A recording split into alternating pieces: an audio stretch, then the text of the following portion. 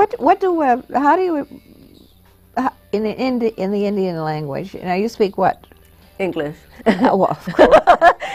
Obviously. No, I don't speak any Hindi. Actually, I do understand. It's just like how I understand French and Spanish, but no, I don't speak it very well. What is the national language? Everybody speaks English. Very in Trinidad, yeah. English, because of the British influence, so that even at the point of time that they were still subjects of Britain, Indian natives or population spoke Hindi probably at home and in their personal lives, but they spoke English as a matter in the course of their business or their jobs, what have you. Yeah.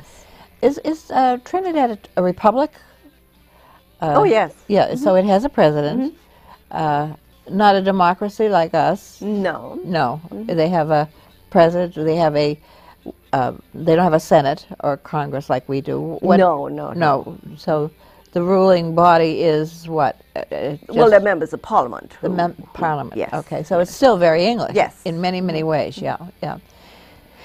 Now you left Trinidad when you were quite young, 18, I believe. Yes, at 18 I went to nursing school in London. I did general nursing for 3 years. I did ophthalmology for 2 years. Ophthalmology. And 1 year of psychiatric training. Psychiatric training. And then I got, it's called British Nurses Overseas, where you can travel to different countries and work. It's very much like here in Traveling Nurse Corps.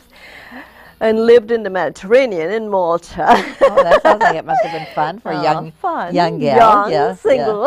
Yeah. Yes, and yes, it was fun to live there for a year. And then I came to Miami, Florida. Oh, did you really? Yeah. And young, single. That's where I met George, my husband. And got married and stayed in America. And so then how did you wind up in Malden? We're not nearly as warm as Florida. How did we move here?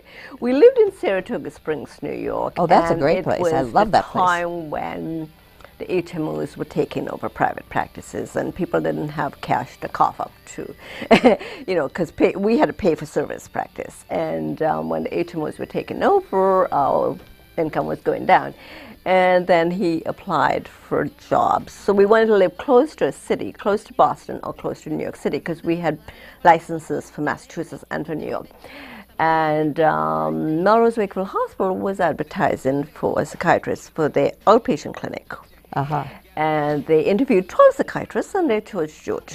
And he came here and he was a psychiatrist at the psychiatric unit, which is across the street from the emergency room, which lasted 1 year, and then they closed down because they were bleeding red. They were bleeding red. They were in a lot of financial problems, and at the time we thought, well, if these are your patients, why don't you open your own office and see how it goes? And that's when we opened the office in the house, not knowing. And we thought, we wondered if anybody would come. Well, the day we opened, we had 450 people registered to be I was going to say, they did not come. No, not that day. So we had 450 patients in the book that's on great. day one. And now we're over 3,500. Oh, so you have a huge practice. Yes. That's good. And so you're here, it sounds like you're here in Malden to stay. We are. We've been here for, well, the practice is 9.5 years, and we've been here 10.5 years here. So when your parents were living, did you get back to Trinidad much? Actually, I do. I usually go back every year. We were there last year for my nephew's wedding. Now, was that But my sister comes here every summer. Yeah. Now, was that a Hindu wedding? Oh, yes. Yeah. But then there's always family weddings happening, so we're all sort of back and forth. Yeah. Now, so are you involved with Indian groups around here? Do you... Not involved. I mean, I attend MIT and Harvard puts on a lot of Indian programs. I didn't know that. Yes. Actually, I can tell you how to get... If you get on the Indian newspapers, which is a free newspaper, there's a whole calendar of events. But you could also contact Harvard or MIT, where they have Indian Students Association, and they have everything online. They do have a lot of very, very talented musicians who come from India. I mean, love they the music. are good. I just love the music. That's interesting. Actually, my husband has been quite involved with the Harvard Museum of Natural History, And they do some wonderful lectures for their members, you know, just free, that you can go and hear lectures about all kinds of interesting, if you're interested in that.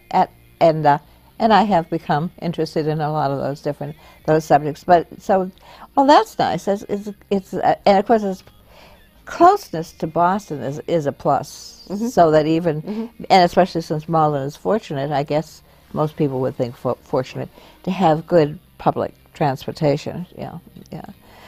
Is there anything else that you'd like to read from your father's writings? Yes, about love.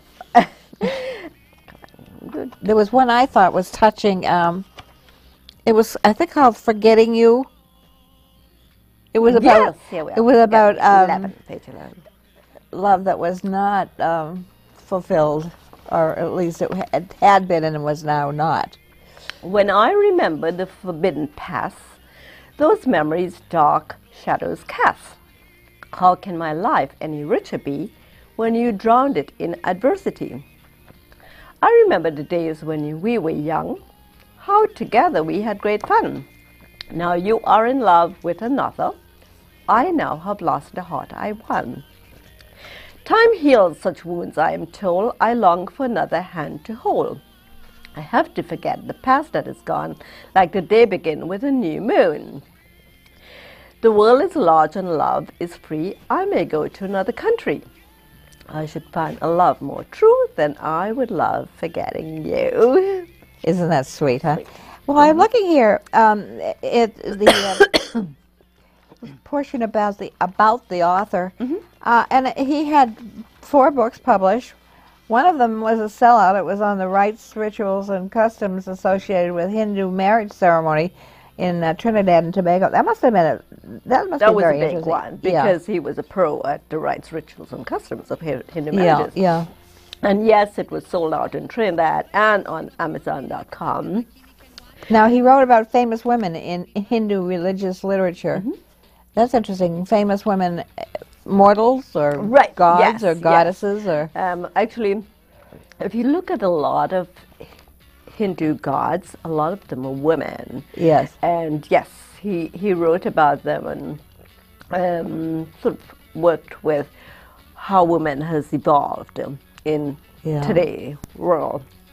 In the Hindu culture, yes. Women in India, and I don't know if they're Hindu particularly, but are they less subservient than they were many years ago? Well, all women have evolved to being less subservient in whatever their culture. So is that happening? Oh, I think it strongly? Is, because women are going to colleges now. A lot of women are doctors, lawyers, engineers, so they're out in the world.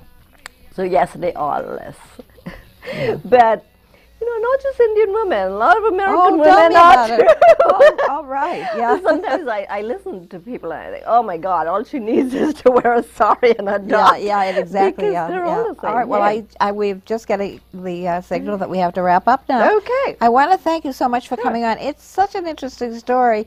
And your father, Ramsundar Prasad, sounds like such an interesting person. It would have been nice to know him. If we can just say to all of you out there, if you would like to get the book, it's a wonderfully easy and a very inspiring read. So thank you all for watching, and we'll see you next time.